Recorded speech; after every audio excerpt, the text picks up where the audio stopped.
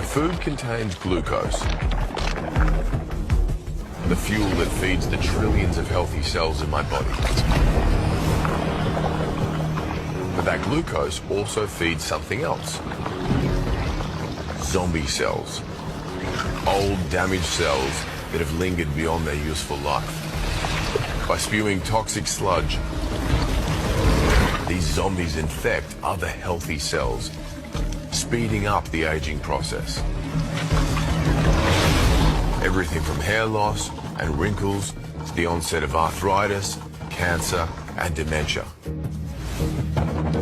But what scientists have realized is that when we fast and cut off the supply of glucose, that zombie army is starved of energy, which saps them of their power.